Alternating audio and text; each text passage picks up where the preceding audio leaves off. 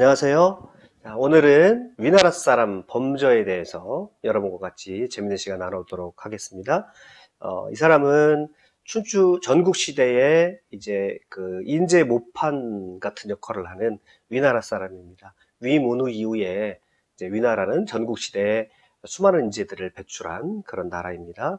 역시 이 사람도 위나라 사람이지만 너무 가난했던 것 같아요. 가난해서 이제 제후들에게 유세를 할 곳을 찾았지만 찾지 못하고 자기 모국 위나라에서 유세를 하기다 작정을 하고요.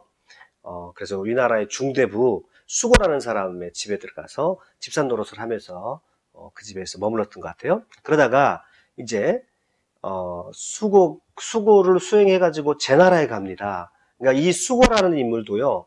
그 여러 책에 보면 당시 뭐 전국책이라든지 여러 책을 보면 상당히 여러 차례 등장하는 전문적인 유색객입니다. 그런데 아마 어떤 일인지 구체적으로 표현이 안 되겠는데 수고가 제 나라에 갔던 것 같아요. 그래서 수고를 수행해서 제 나라에 같이 따라가게 됩니다. 그런데 수고가 제 나라에 가서 별다른 성과를 얻지 못하고 수교를 흐르게 됩니다. 평원군 편에서 우리가 이제 모수자천이라는 그 고사성어와 함께 낭중지추라는 말이 있었어요. 그래서 호주머니에 들어간 송곳이 튀어나오는 것처럼 인재들은 이렇게 두드러지게 되어 있다, 그런 말이 있죠. 여기도 역시 그런 상황인 것 같아요.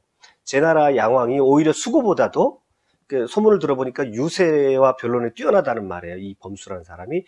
그래서 이 사람에게 이제 자기네 나라로 끌고 가려고 오히려 사람을 시켜가지고 금과 소고기, 이제 술을 보내게 됩니다.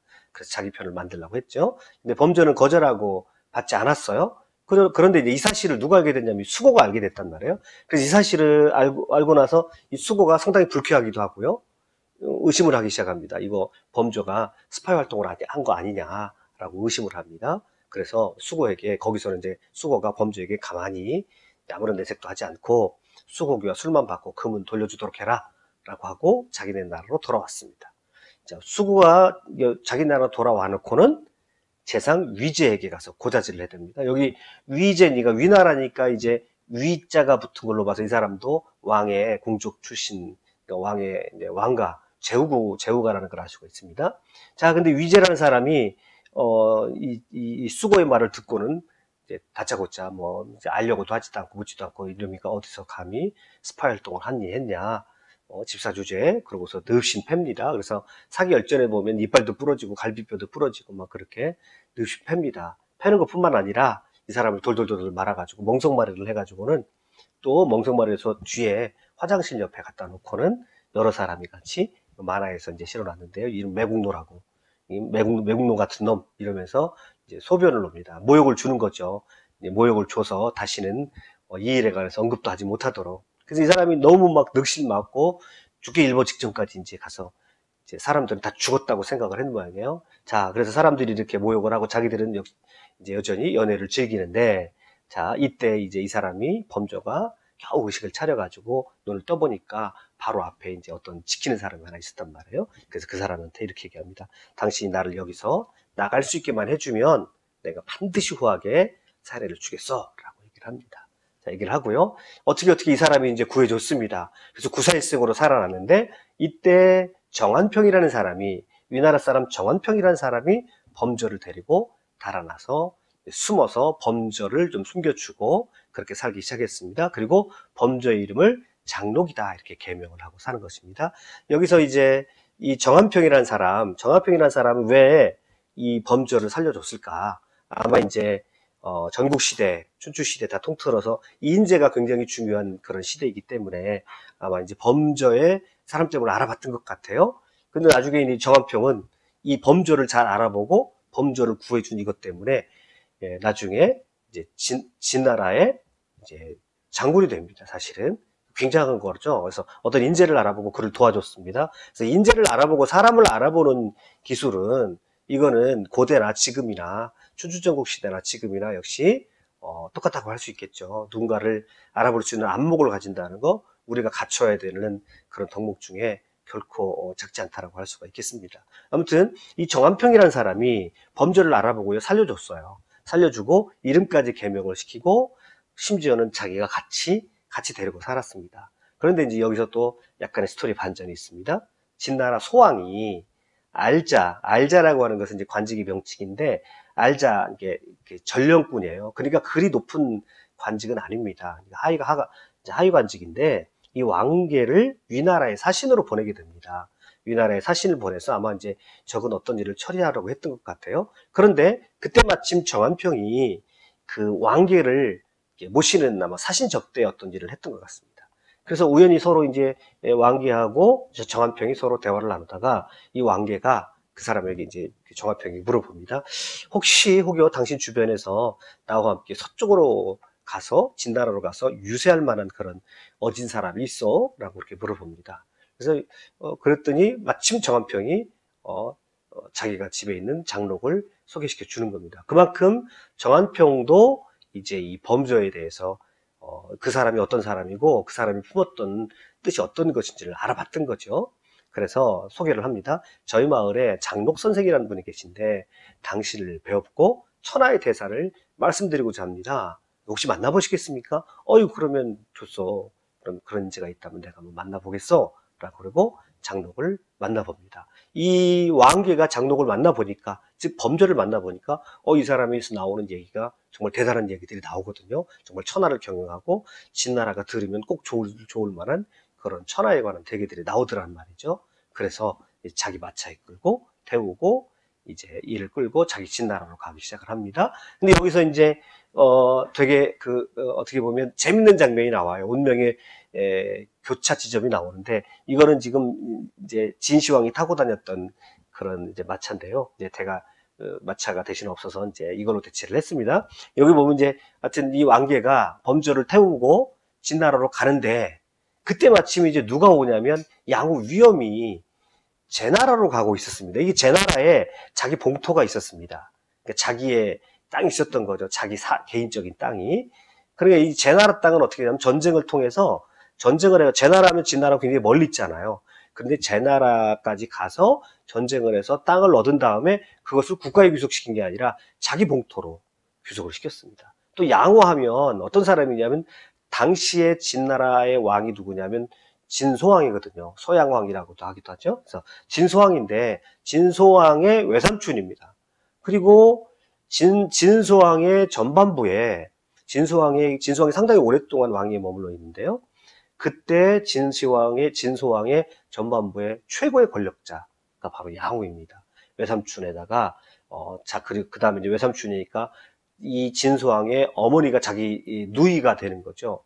그리고 당대에 누가 뭐래도 왕보다도 실질적인 더 힘을 가지고 있었던 사람이 양후입니다. 자, 이 양후가 우연히 길에서 둘이 만나요. 왕계하고 양후가 만납니다. 그런데 이제 저쪽에서 보니까 이제 이 왕계 이제 마차에 타고 있었던 범죄가 저 사람이 누굽니까? 그랬더니 저 사람이 우리나라의 최고 실력자 양후 위엄이라고 그렇게 얘기를 합니다. 숨도 못 쉬고 이제 그 안에 있었죠.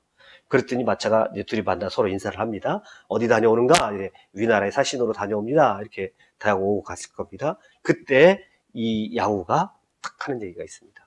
자, 쓸데없는 유색얘기나 또 어디 와서 다른 나라 사람들이 우리나라 정치를 하고 싶어하는 사람을 혹시 그 마차에 태우고 있지는 않겠지? 라고 이렇게 물어봅니다. 뜨끔한 거죠. 그때 당시 양후는 자기가 권력을 잡고 있었기 때문에, 그리고 양후는 말 그대로 진나라 토적 귀족이에요.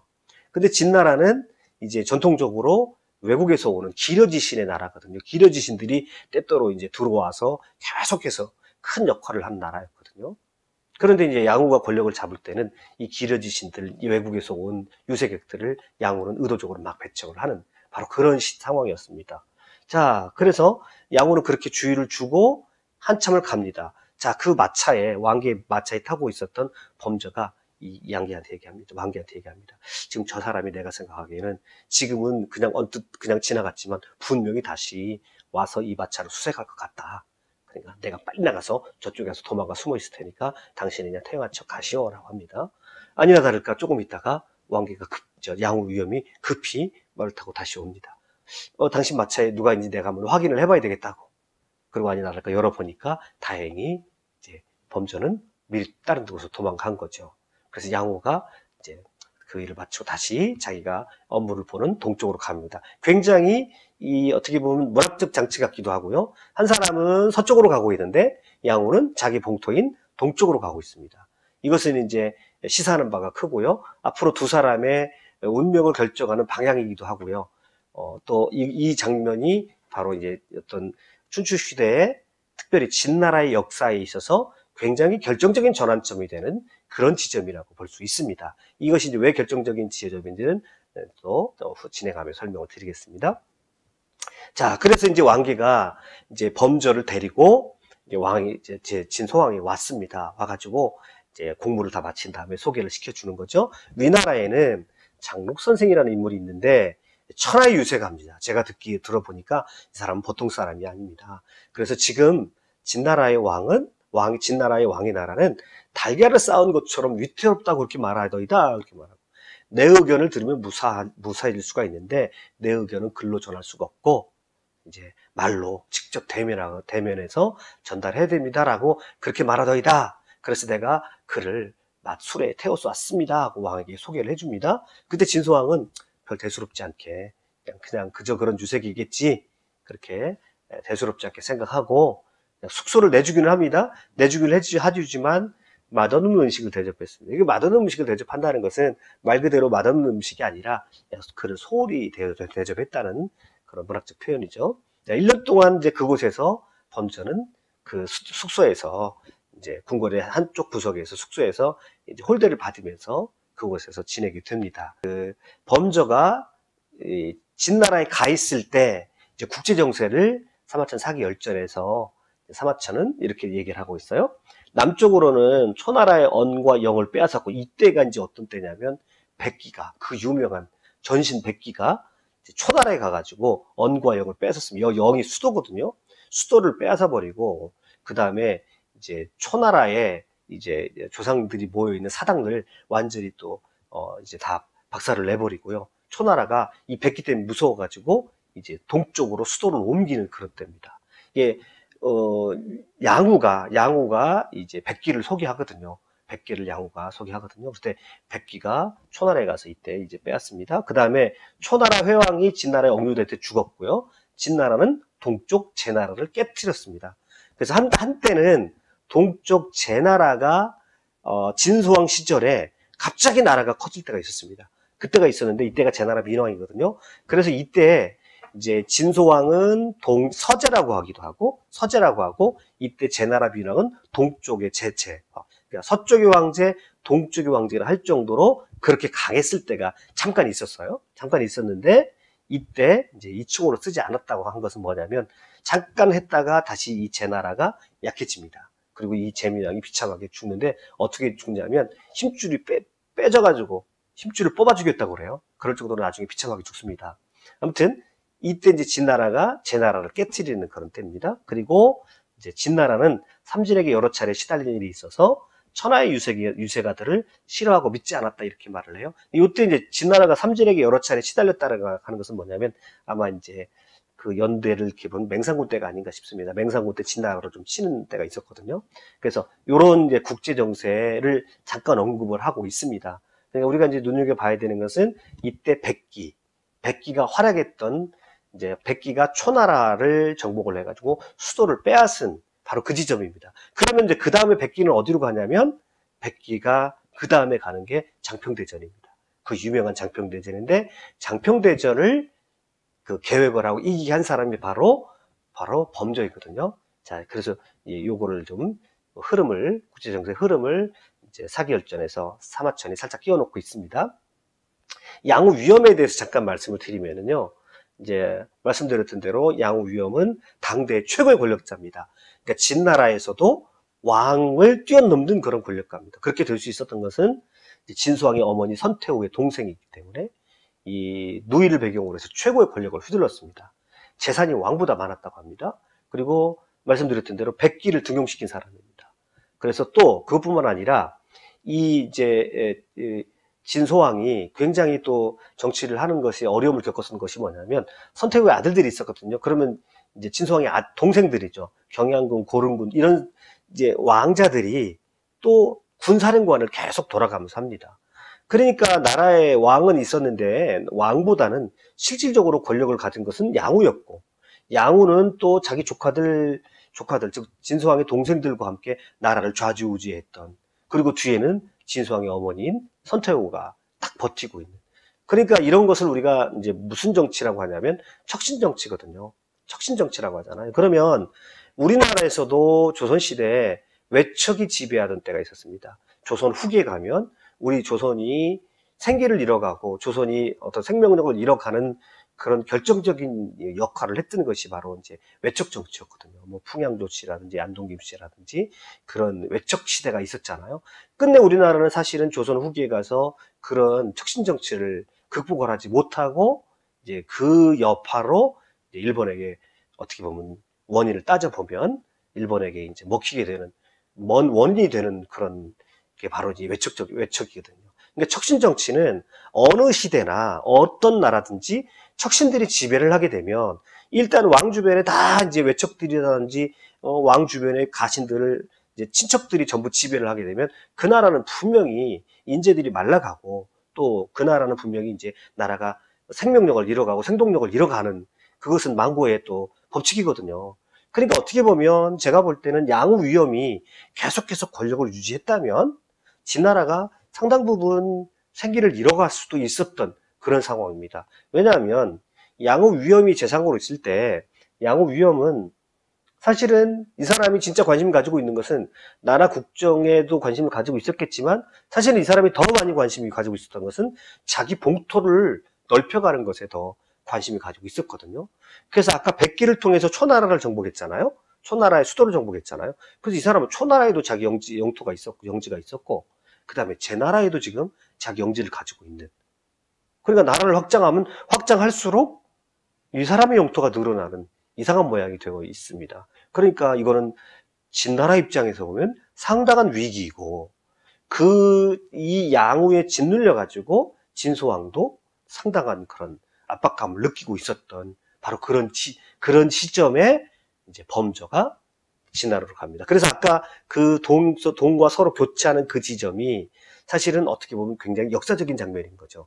어떤 한 귀한 인재가 서쪽으로 향하는 그런 장면이고 마차에 숨어가지고 그 다음에 당대 최고의 권력가가 동쪽 제나라로 자기 영토를 확인하러 가는 일종의 이제 왕 흉내를 내서 순행하러 가는 그런 모양새인 것이죠.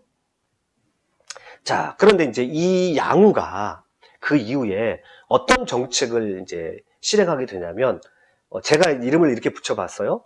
동서 횡단 정책을 시행하자. 이게 무슨 소리냐면 이제 제나라를 쳐가지고 제나라가 사실은 진나라는 서쪽에 있고 제나라는 제일 동쪽에 있잖아요. 근데 이 진나라가 제나라를 쳐서 제나라를 공격을 해가지고 그곳에 영지를 많이 확보하자라고 하는 그런 계책을 양후가 내게 됩니다. 그런데 여기는 양후의 개인적인 욕심도 좀 들어가 있고요. 근데 이게 이제 무조건 나쁜 것은 아닙니다. 양후의 계획은 뭐냐면 이제 그 황하를 기준으로 해가지고 제나라 땅을 정복하게 되면 황하를 횡단을 하게 되니까 황하를 횡단함으로써 남과 북을 갈라치기를 하자는 겁니다. 그래서 갈라치기를 해서 남과 북을 따로따로 이렇게 공격을 하자는 거예요. 그럼 아예 이제 뭐 근거가 없는 정책은 아니지만 사실은 굉장히 무리가 따르는 정책입니다. 왜냐하면 영지를 만약에 제나라를 정복했다 하더라도 그 제나라하고 진나라는 거리가 멀기 때문에 군사작전에서 먼 지역을 가지고서 뭐 어떤 군사작전을 한다는 것은 이거는 굉장히 무리가 따르는 작전이거든요. 자, 그래서 이거를 딱 이제 양후가 이 작전을 왕에게 아른다는 소식을 딱 듣고 범수가 이건 기회다라고 기회를 딱 포착합니다. 그리고 나서 이제 범수가 1년 동안 참고 있다가 드디어 이제 때를 기다린 거죠. 때를 기다리다가 상소를 왕에게 올립니다. 자, 이런 얘기를 올려요. 왕께서는 신을 천한 놈이라고 하찮게 여기시고 모욕할지라도 신을 믿고 추천한 왕계가 왕을 저버릴 인물이 아니라는 것을 믿고 계실 겁니다. 저는 못 믿겠지만 왕계는 그런대로 믿을 만한 사람 아닙니까? 이렇게 얘기하는 겁니다. 그 다음에 대부의 집을 번창시킬 인재는 나라 안에서 찾고, 그러면 이게 무슨 소리냐면 대부라는 건 이제 나라보다 적은 건 저런 규모니까 대부가 자기 집을 번창케 하기 위해서는 나라에 누가 어떤 인재가 있나 싶어가지고 나라를 경영할 만한 사람을 끌어오게 되면 자기 집안이 나라의 수준으로 커진다는 거예요. 그 다음에 제후의 나라를 번창시킬 인재는 천하에서 찾습니다. 이렇게 얘기를 해요. 이게 무슨 소리입니까? 진나라 안에서만 거기에서 나오는 인재들도 소중하지만 진나라가 천하를 경영하기 위해서는 인재가 바깥에서부터 와야 된다. 새로운 관점과 새로운 안목을 가진 자기를 추천해달라는 이 소리거든요. 그리고 여기에는 또 아까 말씀드렸던 그런 진나라 현실이 있습니다. 그러니까 바깥에서 찾아야 되는 것은 이미 양우는 권력을 다 가지고 있기 때문에 이 사람은 부족할 것이 없는 사람입니다. 다 왕보다 더 센 권력을 가지고 있는 사람이기 때문에 그래서 이거를 교체를 해야 된다는 걸 암시를 하고요. 그 다음에 신을 추천한 자의 지위가 낮아 신의 말을 들을 필요조차 없다고 생각하셨습니까? 반문을 하죠. 만일 그렇지 않다면 신은 원하건대 유랑할 틈을 조금만 내어서 왕을 배울 수 있도록 그런 뵐 수 있는 영광을 주십시오라고 이제 왕에게 상소로 유세를 합니다. 이 내용을 딱 봤을 때 이제 진소왕이 이놈 뭔가 느낌이 있는 놈이다. 느낌이 왔습니다. 그래서 부릅니다. 부르는데요. 재밌어요. 이때 딱 부를 때 이제 왕의 이제 그 집무실로 딱 불렀겠죠. 불렀는데 일부러 후궁조로 들어갑니다. 범저가. 후궁조로 들어가서 일부러 이제 계획적으로 그렇게 하는 거예요. 후궁조로 들어가니까 사람들이 이제 깜짝 놀랐겠죠. 뭐 거기 내시들이 깜짝 놀랐는데 저쪽에 왕이 오는데 왕이 오십니다라고 하는 소리가 들려요. 그때 일부러 후궁조에 들어가서 범저가 이 진나라에 어찌 왕이 있단 말이요. 진나라에는 태호하고 양우만 있을 뿐이요. 일부러 왕이 들으라고 그렇게 소리를 내는 거죠. 그렇게 소리를 내서 그 왕이 그 소리를 듣고 이제 조금 자극을 받았겠죠. 자극을 받아서 이제 물어봅니다. 드디어 이제 진소왕에게 직접 대면해서 유세할 기회를 얻은 거죠. 자, 선생은 무엇을 과인에게 가르쳐 주겠소? 그랬더니 사결전에 아주 재밌게 나와요. 사결전에 그 내용이죠. 네네. 그리고 아무 대답을 안 해요. 그러니까 또 물어봅니다. 선생께서는 무엇을 과인에게 가르쳐 주시겠소? 역시 대답을 하지 않습니다. 이 과정에서 진소왕이 이제 자기 의자에서 내려와 가지고 이 사람하고 무릎을 꿇고 이 사람하고 같이 대면하는 그런 장면입니다. 자, 그럴 때 또 선생에서 끝내 과인에게 가르침을 주지 않으려는 것이요? 라고 물어봅니다. 사실은 이제 주변의 사람을 다 물려내라는 소리죠. 그 주변의 사람을 다 물려내고 이제 얘기를 합니다. 자, 현실이 있는 그대로 얘기를 해요. 자, 아주 신중하게 접근을 하는 거죠. 신은 지금 다른 나라에서 온 나그네입니다.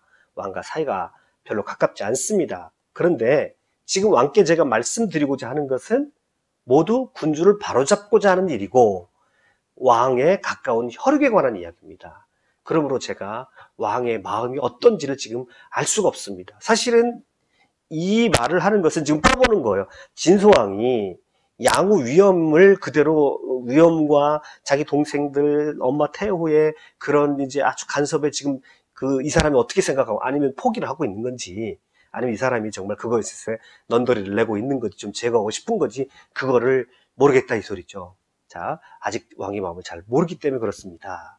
그러고 나서 이제 진소왕의 표정을 보니까 아무래도 이제 느낌이 좀 자기가 왔던 거죠. 그래서 이렇게 얘기합니다. 당신께서는 위로는 태후의 위험을 두려워하시고 아래로는 간사한 신하들의 아첨에 빠져가지고 깊은 궁궐 안에 계시어 시종들의 손아귀에서 벗어나지 못하고 계십니다. 평생 미혹이 되어서 현명한 신하와 간악한 신하들을 구분하지도 못하고 계십니다. 이렇게 된다면 크게는 종묘를 망하게 되고 작게는 자신이 고립되어 위태로워질 것입니다. 이렇게 얘기합니다. 신이 두려워하는 것은 그것입니다. 라고 했더니 이 마음이 이제 점차 진소왕의 마음하고 통하는 거죠. 진소왕이 마음의 문을 엽니다. 그러면서 이제 자기의 비책을 원교, 근공 아주 너무너무나 유명한 비책이죠. 원교, 근경은 그대로 그냥 풀이한다면 멀리에 있는 나라와는 교류하고 화친해서 교류하고 가까이 있는 나라는 공격한다라고 그러거든요. 그러면 이 말 자체가 누구를 공격하고 있는 겁니까? 양우 위엄을 공격하고 있는 거죠. 양우 위엄은 지금 멀리 제 나라를 공격하자는 거거든요. 그래서 그곳에다 영지를 만들어 놓고 횡단 정책을 하자는 거예요. 그래서 남북을 갈라놓자는 건데 이것이 현실적으로 너무 말도 안 되는 정책이라는 거죠. 양우의 범저의 입장에서는. 그래서 이렇게 얘기를 하죠. 제 나라와 우리 진나라는 거리가 멀고 그 사이에는 한과 위가 있습니다. 자, 그런데 그 중에서 하나의 예를 또 들어요. 만약에 제 나라를 친다면 이제 한과 위가 더 강해질 것인데 그 예를 딱 드는데 그게 어떤 예냐면 중산이라는 나라가 있어요. 중산이라는 나라가 있는데 지도에 보면 이 중산이라는 나라 밑에는 바로 조나라가 있고요. 조나라 밑에 위나라가 있습니다. 그런데 위문우 때 악양이라는 유명한 장군을 시켜가지고 위문우가 이 중산을 정복했어요. 정복했는데 후에 이 중산이 다시 살아납니다. 중산이 다시 살아났는데 살아나는 이유는 뭐냐면 그 사이에 조나라가 껴있기 때문에 그렇던 거죠. 지금 그 얘기를 합니다. 옛나라 위나라는 중산을 정벌했으나 뜻하지 않게 조나라가 중산을 집어먹었습니다. 그러니까 멀리 있는 나라를 정복하면 오히려 나중에는 이 가까이 있는 나라가 더 커져가지고 그 나라가 잡아먹는다는 거죠. 그러니까 제 나라를 아무리 공격을 해도 그 제 나라는 진나라 땅이 안 될 거라는 겁니다. 나중에는 중간에 있는 한나라, 위나라 또는 조나라 땅이 될 거라는 것을 정확히 얘기합니다. 그래서 제 나라와 초나라의 우호를 먼저 맺고, 멀리 있는 나라거든요. 제 나라와 초나라와 우호를 먼저 맺고 한나라와 위나라를 쳐야 합니다. 먼 나라는 우리가 우호가 있으니까 간섭하지 않을 것이고, 가까이 있는 나라를 치면 영토를 바로바로 얻을 수 있습니다. 먼 곳에 영토를 얻어봐야 이것은 내 것이 될 가능성이 더 작다는 거죠. 그래서 이를 원교 근공이라고 합니다. 라고 자기가 평소 품고 있는 그런 비책을 왕에게 얘기합니다. 이게 너무나 진수왕의 마음에 싹 들었던 거죠. 두 가지 면에서 그렇습니다. 이것은 만약에 이것이 실현될 수만 있다면 진나라가 강해질 수 있을 것이고, 또 하나는 자기가 그렇게 이제 힘들어하는 양호를 제거할 수 있는 그런 비책이 이 안에 담겨져 있는 것이죠. 그래서 이제 범조가 계속해서 자기의 이제 그 비책을 제시하는 사기열전의 내용을 그대로 한번 얘기를 해보면, 이제 범조의 얘기는 이래요. 가장 가까이 있는 나라가 한 나라거든요. 그러면 요 그림을 잠깐 보시겠어요? 요 그림을 잠깐 보시면 이게 이제 원교 군공의 기본적인 그림입니다. 여기가 진나라예요. 여기가 제나라입니다. 그리고 두 사이에 한나라와 위나라가 지금 여기 자리 잡고 있는 거예요. 그래서 먼저 제나라와는 화친을 맺고, 제나라가 화친을 맺으면 여기서 이제 이 위나라를 위협을 할 거란 말이에요.